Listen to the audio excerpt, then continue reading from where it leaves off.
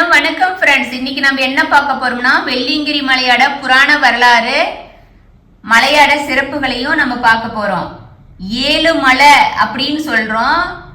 7 மலையை கடந்து போய் தான் நம்ம சுயம்புவா இருக்கிற அப்பாவை நம்ம தரிசனம் பண்ணணும். அந்த மலைக்கு ஏன் வெள்ளியங்கிரின்னு பேர் வந்துச்சுன்னா, வெள்ளிய உருக்கி அப்படியே ஊத்துனம் போல இருக்கிறதுனால வெள்ளியங்கிரி அப்படின்னு பேர் வந்துருச்சுன்னு சொல்றாங்க. தென்னாடுடைய சிவனே போற்றி அப்படின்னு நம்ம அப்பாவை வழிபடுறோம். அந்த தென்னாட்டுல உள்ள கைலாயம்தான் இந்த வெள்ளியங்கிரி மலை. இந்த வெள்ளியங்கிரி மலையை தென் கைலாயம் அப்படின்னு வெள்ளியங்கிரி மலையை நம்ம அழைக்கிறோம். நாட்டுல சிவபெருமானு திரு உருவமா விளங்குறது இந்த தென் கைலாயம்னு சொல்ற நம்ம வெள்ளியங்கிரி மலை தான். சிவபெருமானு பஞ்சலிங்கமா இந்த மலையில நமக்கு ஆசி வழங்குறாரு. இந்த மலைய ரசதகிரி, தட்சிண கைலாயம், பூலோக கைலாயம் அப்படின்னு இந்த மலை பெயர் பெற்றிருக்கு. நம்ம சிவபெருமான பஞ்சபூதமா நம்ம வழிபாடு பண்ணிட்டு இருக்கிறோம். அது 7வது மலையில இருக்கிற நம்ம சிவலிங்கம் சுயம்புவா உருவானது. ஞானிகளும் சித்தர்களும் ஸ்தூல வடிவுல சூட்சமமா இன்னமும் வெள்ளியங்கிரியில நடமாடிட்டு இருக்காங்க. நாம வெள்ளியங்கிரி போனோம்னா அதனாலதான் நமக்கு அதோட பவரும் நமக்கு வருது அப்படின்னு சொல்றாங்க. இந்த வெள்ளியங்கிரி மலை ஏறி சிவனை தரிசனம் பண்ணோம்னா நம்ம சிவபெருமான படிப்படியா நம்ம நெருங்கறதுக்கு சமம் அப்படின்னு சொல்றாங்க. இந்த 7 மலையும் மனிதர்களோட உடல்ல சூட்சமமா 7 சக்கரங்கள் இருக்கிறது தான் 7 மலையா இருக்கு. இந்த வெள்ளியங்கிரி மலையில சிவன் ஏன் வந்து உட்கார்ந்தாரு அப்படின்னு சொன்னா, ஒரு காலத்துல நாட்டாட தென்கோடி சொல்ற கன்னியாகுமரியில சிவபெருமான் பக்தை சிவனை நினைச்சு தவம் செய்யறாங்க. சிவனையே தான் மணப்பேன் அப்படின்னு ஒத்த கால்ல நின்னு தவம் செஞ்சுக்கிட்டு இருக்காங்க. சிவபெருமானு இந்த நாளுக்குள்ள வரலினா நான் இறந்துருவேன் அப்படின்னு சொல்லிட்டு அந்த பெண்ணு ஒத்த கால்ல தவம் செஞ்சிட்டு இருக்காங்க. சிவபெருமான தன் பக்திய காண வர்றாங்க. வர்றதுக்கு முன்னாடி அவர் வர்றதுக்கு இல்லாத நிறைய தடைகளை உருவாக்குறாங்க. அந்த டைமும் முடிஞ்சிருது. அந்த பெண்ணு சொன்ன நாள் வந்துருது. சிவபெருமான் வராதனால அந்த பெண்ணு அப்படியே ஒத்த காலியே இருந்து தவம் செஞ்சு அப்படியே இறந்து போயிடுறாங்க. அந்த பெண்ணு தான் இன்னைக்கும் கன்னியாகுமரியா நின்ற கோலத்துல இந்தியாவுல தென்கோடியில கன்னி கோவிலா இருக்கு. சிவபெருமான அந்த குறிப்பிட்ட டைமுக்குள்ள வர முடியாதனால தன்னோட பக்தை இருந்ததை பார்த்து சிவபெருமானு அவர் மனசு ரொம்ப வேதனைப்படுது. அவர் அந்த வேதனைய கரைக்கிறதுக்கு ஒரு இடம் தேவைப்படுது. அதுதான் வெள்ளியங்கிரி மலை. அந்த மலை மேல ஏறி அந்த உச்சியில சிவபெருமானு உட்கார்றாரு. சிவபெருமான அந்த மலை மேல நிம்மதியெல்லாம் உட்கார்ல. அவரு ஒரு மன சோர்வுலையும் அவருக்கு இருக்கிற கோபத்தை அடக்கிறதுக்காக தான் அவரு அந்த மலையில வந்து அமர்றாரு. அந்த மலையில அவர் அமர்ந்த இடம்தான் மக்கள் நாம வெள்ளியங்கிரி மலை தென் கைலாயம் அப்படின்னு நம்ம அழைக்கிறோம். நாம திருப்பதியை 7 மலையான் அப்படின்னு சொல்லிட்டு நம்ம அழைக்கிறோம். ஏன்னா நம்ம 7 மலையை கடந்து போய் திருப்பதிய பெருமான தரிசிக்கிறோம். அதே போல சைவ சமயத்தை சேர்ந்தவங்க சிவனை வழிபாடு பண்றவங்க வெள்ளியங்கிரியும் 7 மலையை கடந்து போய் சிவனை தரிசிக்கிறாங்க. 7 ஏற்ற இறக்கத்தாட இருக்கிறதுனால தான் இந்த மலை ஏறவங்களுக்கு 7 மலையை ஏறி போற மாதிரி அனுபவம் இருக்குது. சிவபெருமான் உச்சியில் எப்படி இருக்கிறாரு? பிரம்மாண்டமான 3 பாறை ஒன்னா கூடி ஒரு லிங்கத்துக்கு ஆலயமா அது நிக்குது. அதுதான் இயற்கையின் சக்தி. அந்த சக்தி வாய்ந்த இடத்துலதான் நம்ம சிவபெருமானு சுயம்புவா இருக்கிறாரு. இந்த மலை சுமார் 3500 அடி உயரத்துல கடல் மட்டத்திலிருந்து 5500 அடி உயரத்துல இருக்குது. இந்த மலையை நம்ம கடந்து போகிறதுக்கு 5.5 கிலோமீட்டர் தூரம் நாம நடந்து போகணும். நாம நடந்து போகும்போது போற பாதையில வெள்ள விநாயகர் கோயிலு, பாம்பாட்டி சுனை, கைத்தட்டி சுனை, சீதை வனம், அர்ஜுனன் வில்லு, பீமன் களி உருண்டை, ஆண்டி சுனை இப்படி நம்ம பல இடத்த நம்ம பார்த்துக்கிட்டு வழிபாடு பண்ணிக்கிட்டு தான் நம்ம போவோம். சிவபெருமான பஞ்சபூத தலங்கள்ல நம்ம போய் வழிபாடு பண்றோம். பஞ்சபூதங்களும் ஒன்னா சேர்ந்து ஒரே வடிவமா இருக்கிறதா பிரபஞ்சத்திலேயே மிகவும் சக்தி வாய்ந்த இடம்தான் நம்ம வெள்ளியங்கிரி சிவபெருமானு. வெள்ளியங்கிரி மலையோட அடிவாரத்தில் தான் பூண்டி அப்படின்னு சொல்லிட்டு அழைக்கிறோம். அந்த அடிவாரத்தில் தான் வெள்ளியங்கிரி ஆண்டவருக்கு ஒரு கோயிலும் இருக்குது. அந்த கோயில்ல இருக்கிற அம்மா பேரு மனோன்மணி தாயாரு. இங்க தியான லிங்கமும் இருக்குது. மலை ஏறி போய் சிவபெருமானை தரிசிக்க முடியாதவங்க இங்க வெள்ளியங்கிரி ஆண்டவரை கீழேயே வழிபாடு பண்றாங்க. அதோட அங்க 5 விநாயகரும் காட்சி தர்றாங்க. அதுக்கு பஞ்ச விநாயகர் மண்டபம் அப்படின்னு சொல்லிட்டு பேர் இருக்கு. பக்தர்கள் தங்கி ஓய்வெடுக்கிறதுக்கு ஒரு மண்டபம் இது இருக்குது. வெள்ளியங்கிரி மலை ஏறுறவங்க முதல்ல இங்க வந்து வழிபாடு பண்ணிட்டு தான் மலை மேலே ஏற ஆரம்பிக்கிறாங்க. இந்த ஆண்டி சூனையும் இருக்குது. அந்த ஆண்டி சூனையில நீராடிட்டு சிவபெருமானை போய் வழிபாடு பண்ணுனா உடல்ல இருக்கிற நோய்கள் எத்தனை இருந்தாலும் அது நீங்கி போயிரும் அப்படின்னு ஐதீகமா இருக்குது. இங்க ஒரு சிறப்பு அதிசயம் என்னன்னா, முக்கியமான நாட்கள் எல்லாம் இங்க திடீர்னு சிவபூஜையான பிரணவ மந்திரத்தோட ஒளி கேட்குமாமா. அது சிவனுக்குரிய பஞ்ச வாத்தியங்கள் முழக்கத்தோட சத்தத்தோட கேட்கறதா பக்தர்கள் சொல்றாங்க. அந்த சத்தம் பூமிக்கு அடியிலிருந்து வர்றதாவும் அங்க பூமிக்கு அடியில வாசிக்கிறது இங்க வெளியில கேட்கறதாவும் சொல்றாங்க.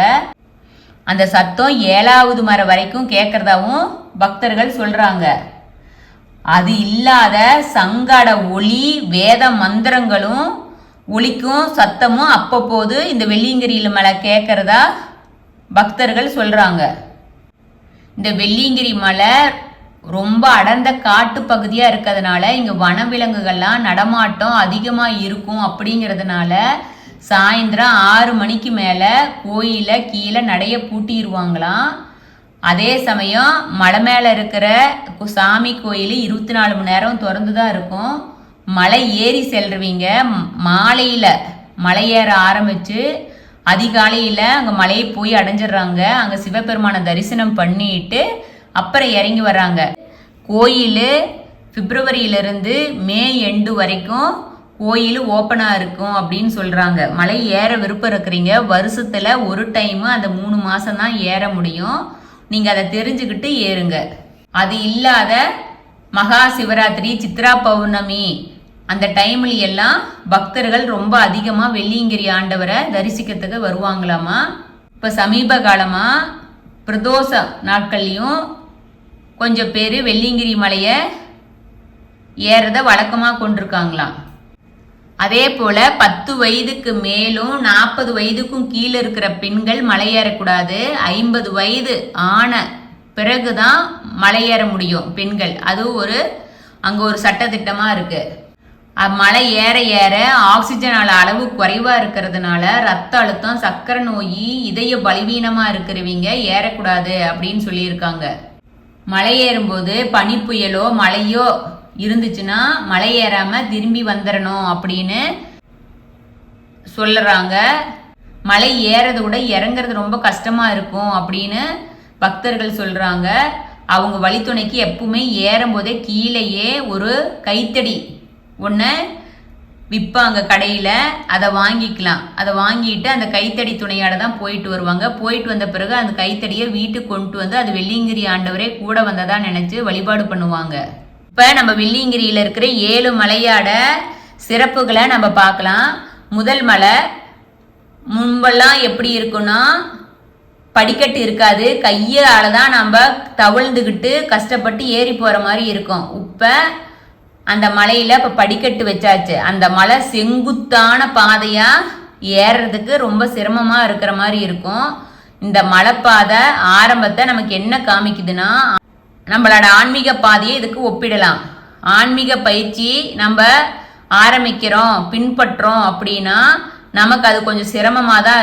அது மாதிரிதான் இந்த முதல் மலை ஏறுறதும் நமக்கு கொஞ்சம் சிரமமா இருக்கும். அந்த முதல் மலையை தாண்டி வந்தோம்னா நம்மள விநாயக பெருமானு நம்மளை வரவேற்கிறதுக்கு காத்திருக்கிறாரு. ரெண்டாவது மலை என்னன்னா நமக்கு பயணம் மலை ஏறும் போதே நமக்கு பழகிரும். சுனையாட நீர் இங்க ரெண்டாவது மலையில உற்சாகமா நமக்கு வரவேற்குது. இதோட எல்லையில நிமிர்ந்து நிக்கிற வழுக்கு பாறை ஒண்ணு இருக்குது. இந்த பாறையை ஏறும் போது நமக்கு புதுமையான அனுபவமா இருக்குமாமா. வழுக்கு பாறை வந்துச்சுனாவே நம்ம ரெண்டாவது மலைய முடிச்சிட்டோம் அப்படின்னு சொல்லிட்டு நம்ம தெரிஞ்சுக்கலாம். இப்ப அந்த வழுக்கு பாறைக்கு படிக்கட்டு போட்டுட்டாங்க. அந்த படிக்கட்டுலயே நம்ம ஏறி போய்க்கலாம். மூணாவது மலை அதே மாதிரி ஒரு சுனை நீராட தான் நமக்கு வரவேற்குது. இந்த சுனைக்கு கைத்தட்டி சுனை அப்படின்னு பேரு.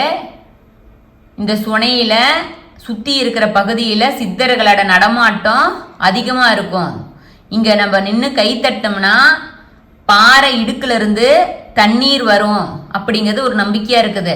அதனாலதான் இந்த சுனைக்கு கைத்தட்டி சுனை அப்படின்னு சொல்லி பேர் வந்திருக்குது. மூணாவது மலை முடியிற இடமே ஒரு சுனையில தான் முடியுது. அந்த சுனைக்கு பேரு பாம்பாட்டி சுனை அப்படின்னு பேரு. நம்ம பாம்பாட்டி சித்தர் அப்படின்னு சொன்னோம்னா நமக்கு என்ன நினைவுக்கு வரும்? மருதமலை தான். அந்த பாம்பாட்டி சித்தர் இந்த இடத்துல வசிச்சிருக்காரு.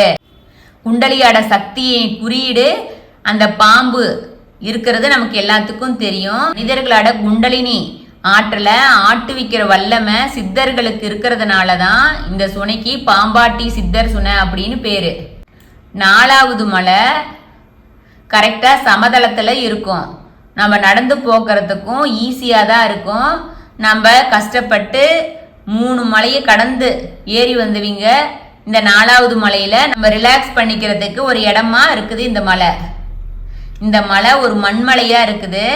ஒரு புறம் அடர்ந்த வனமாகவும் மறுபுறம் அதல பாதாளமாகவும் இந்த மலை இருக்குது. இந்த 4வது மலையில தான் ஒட்டர்ங்கிற சித்தர் சமாதி அடைஞ்சிருக்கிறாரு. அதனால இந்த மலைக்கு ஒட்டர் சமாதி அப்படின்னு இதுக்கு பேரு. இங்க வெள்ளியங்கிரி வர்றவங்களுக்கு இது நல்லா தெரிஞ்சிருக்கும். 5வது மலைக்கு பீமன் கலியுரண்ட மலை அப்படின்னே பேரு. ஏன்னா பஞ்ச பாண்டவர்களே தாராபுரத்துல தங்கி இருந்ததாகவும் அப்போது வெள்ளியங்கிரிக்கு இங்க வந்ததாகவும் நம்பப்படுறது. பீமன் கலியுரண்ட மலை அர்ஜுனன் தவம் செய்த இடமா இந்த அர்ஜுனன் தலைப்பாறை போன்ற இடங்கள் எல்லாம் இந்த இடத்துல இருக்கு. இந்த 5ஆம் மலையும் 6ஆம் மலையும் ஏற்ற இறக்கமா நிரம்பி இருக்கும். ஒன்னோடு ஒன்று பக்கத்துல நெருக்கமா தான் இருக்கும். இந்த 2 மலைகளுக்கு நடுவுல சேத்திலை குகை அப்படின்னு ஒரு குகை இருக்குது. இந்த குகையில ஒரே நேரத்துல 60-70 பேர் வந்து அங்க தங்கி இருக்க முடியும். அது அவ்வளவு சிறப்புமிக்க குகையா இருக்குது. 6வது மலையில கீழே நோக்கி நம்ம இறங்குற மாதிரி இருக்கும். இங்க பாயக்கூடிய சுனை தான் ஆண்டி சுனை அப்படின்னு பேரு. இந்த சுனை நீலி ஆற்றுல போய் சேருதாமா. இங்க வெள்ளியங்கிரி மலை வரைங்களா இருந்துச்சுன்னா இந்த ஆண்டி சுனையில குளிச்சா ஒரு மறக்க முடியாத அனுபவமா சுகமானதா இருக்கும். இந்த 5வது மலையும் 6வது மலையும் வெள்ளை மணல் மாதிரி இருக்கும். அதனால இதுக்கு திருநீற்று மலை அப்படின்னே பேரு இருக்கு. இந்த திருநீற்று மலையிலிருந்து இந்த வெள்ளை மணலை இறைவனோட திருநீராவே போற்றி வீட்டுக்கு எல்லா பக்தர்களும் எடுத்துக்கிட்டு போவாங்களாம். கடைசியா 7வது மலை. இந்த மலைக்கு சுவாமி முடிமலை அப்படின்னு 7வது மலைக்கு பேரு. நாம எப்படி முதல் மலையில ஏறும்போது இருந்த அதே சிரமம் இப்ப 7வது மலையில ஏறும்போதும் இருக்கும்.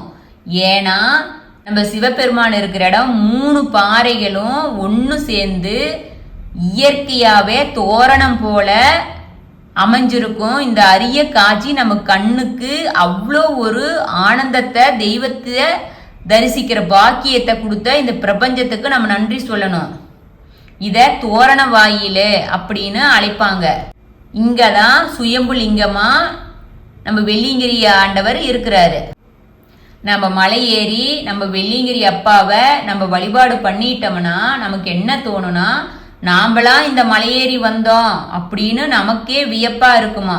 அவ்வளோ ஒரு இயற்கையா அப்படியே பறந்து விரிந்த அடர்ந்த காட்டுல மேல இருந்து பார்க்கும்போது அப்படி வானம் இயற்கை பிரபஞ்சம் நம்மளுக்கு ஆசீர்வாதம் வழங்கும். உயர்ந்த மலைகளுக்கு நடுவுல யுக யுகமா கோயில் கொண்டு இருக்கிறாரு நம்ம வெள்ளியங்கிரி ஈசர். காலத்துல கரிகால சோழங்கிட்ட சமய முதலியவர்கள் என்ன சொல்லியிருக்காங்கன்னா, வெள்ளியங்கிரி சாரல்ல பிறந்தாலும் இல்ல இறந்தாலும் நமக்கு முக்தியே கிடைக்கும் அப்படின்னு சொல்லியிருக்காங்க. வெள்ளியங்கிரியோட எந்த ஒரு மலையவோ லிங்கத்தையோ நம்ம வழிபாடு பண்ணினாலும் நாம அறம் பொருள் இன்பம் வீடு ஆகிய பலன்களை நம்ம பெறுவோம் அப்படிங்கிறது தெய்வீக நூல்கள் நமக்கு தெரிவிக்குது. இந்த வெள்ளியங்கிரி மலையில பற்பல சுனைகளும் சிற்றறிவுகளும் இருக்கிறது. அது இல்லாத மூங்கில், தேக்கு, சோதிப்புல்லு, சோதிக்காய், மிளகு, திப்பிலி, உதரவேங்க, வசுவாசி, வாடாமஞ்சள், காட்டுப்பூ, சிவப்பு கற்றாழை, கற்பூரவள்ளி, ரத்தசூரி, ஏறு சிங்கை, இறங்கு சிங்கை, சோலைக்கிழங்கு, கருங்கொடி கிழங்கு, இப்படி பலவிதமான அரிய விதமான தாவரங்களும் மூலிகைகளும் இந்த மலையில கிடைக்கிறது சித்த மருத்துவத்துக்கு ஒரு அதிசயமா இருக்கு. இந்த மலையினாவே எப்பவுமே மகிமை பொருந்தியது. அதுலேயும் சித்தர்களும் யோகிகளும் பெரிய பெரிய மகான்களும் இங்க தங்கியிருந்து தவம் செஞ்சிருக்காங்க. அவ்வளோ தெய்வீகமான மலையில இந்த தெய்வீகமான மூலிகை இருக்கிற இடத்துல நீங்க நடந்து ஏறி வரும்போது உங்கள உடம்புல இருந்து ஆட்டோமேட்டிக்கா துர்சக்தி இருந்தாலும் சரி, நோய் நொடி இருந்தாலும் அது உங்களை விட்டு தூர விலகிரும். உள்ளுணர்வு உங்களுக்குள்ள ஒரு விதமான புதிய தெய்வீக அதிர்வுகளை உங்களுக்கு கொடுக்கும். அப்படிங்கிறது தான் இந்த வெள்ளியங்கிரி மலை ஏற்றத்தோட சிறப்பே. இந்த உலகத்துல மண்ணுலகம் சிறக்கவும் அருள் நெறி பக்தர்களாட பிரபஞ்சத்தின் சக்தி பெருகவும் சிவபெருமான பிரம்மாண்டமான தென் கைலாயமா நிமிர்ந்து நிற்கிற நம்ம வெள்ளியங்கிரி ஆண்டவராட உறைவிடத்துல நீங்க எல்லாரும் முடிஞ்சா உங்க உடம்பு ஒத்துழைச்சா மேலே போய் அப்பாவை தரிசனம் பண்ணிட்டு வந்தீங்கன்னா உங்களோட அடுத்த பிறவி நீங்க என்ன மாதிரி ஆகணும், என்ன வேணும்னு சொல்லி வெள்ளியங்கிரி ஆண்டவர்கிட்ட வேண்டுறீங்களோ அது அந்த அடுத்த பிறவியில நீங்க அப்படியே பிறப்பீங்க அப்படிங்கிறது ஐதீகமா இருக்கு. நம்ம இது வரைக்கும் வெள்ளியங்கிரி மலையாட சிறப்புகளையும் வெள்ளியங்கிரி சுயம்புலிங்கத்தோட சிறப்புகளையும் நம்ம பார்த்தோம். இதை கேட்ட அனைவருக்கும் வெள்ளியங்கிரி நம்ம ஈசனோட அருள் கிடைத்து பல்லாண்டு பல்லாண்டு வாழணும்னு நம்ம வெள்ளியங்கிரி ஈசன் பாதத்துல வெள்ளியங்கிரி தலைவர்களார ஒப்படைக்கிறோம். எல்லாம் சிவார்ப்பணம்.